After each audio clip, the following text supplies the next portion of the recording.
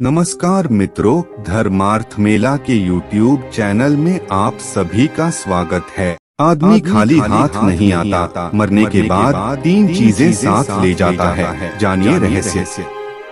सब कहते हैं कि मरने के बाद कुछ भी साथ नहीं जाता है, सब यहीं का यहीं धरा रह जाता है।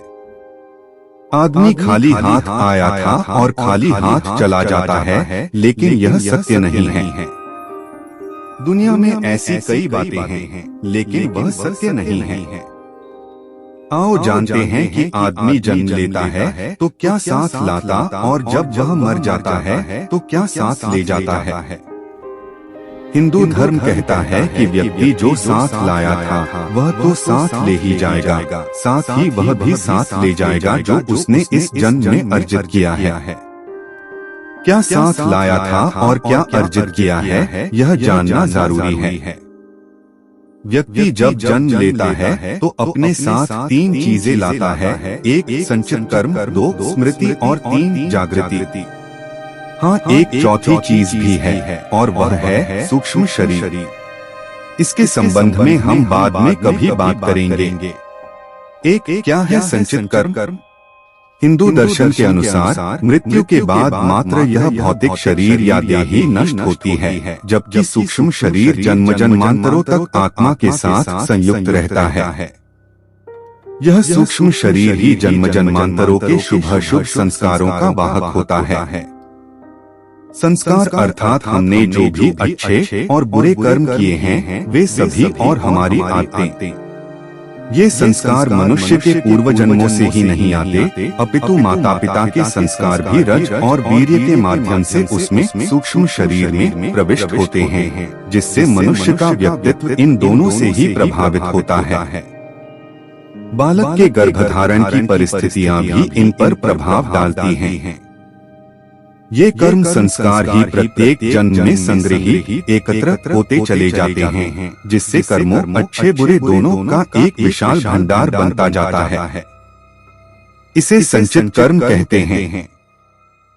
अब जब व्यक्ति मरता है तो इन्हीं संचित कर्मों में इस जन्म के कर्म भी एकत्रित करके ले जाता है। दरअसल इन संचित कर्मों में से एक छोटा हिस्सा हमें नए जन्म में भोगने के लिए मिल जाता है। इसे प्रारब्ध कहते हैं। ये प्रारब्ध कर्म ही नए होने वाले जन्म की योनि व उसमें मिलने वाले भोग को निर्धारित करते हैं। फिर इस जन्म में किए गए कर्म, जिनको क्रियमाण कहा जाता है, वह भी संचित संस्कारों में जाकर जमा होते रहते हैं। दो क्या है स्मृति? 1% भी लोग नहीं होंगे जो अपने पिछले जन्म की स्मृति को खोलकर यह जान लेते होंगे कि मैं पिछले जन्म में क्या था।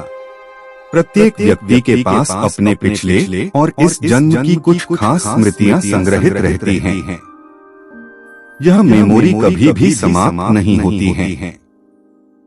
भगवान श्री कृष्ण गीता में अर्जुन से कहते हैं कि हे अर्जुन, तुझे अपने अगले और पिछले जन्मों की याद नहीं है, लेकिन मुझे अपने लाखों जन्मों की स्मृति है। लाखों वर्ष पूर्व भी तू था और मैं भी था।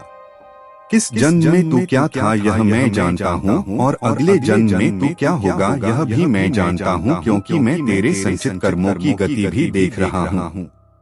अतः यह कहना होगा कि जब व्यक्ति जन्म लेता है तो वह अपने पिछले जन्म की स्मृतियाँ साथ लाता है, लेकिन वह धीरे धीरे उन्हें भूलता जाता है। भूलने का अर्थ यह नहीं कि वे स्मृतियां सदा के लिए मिट गए।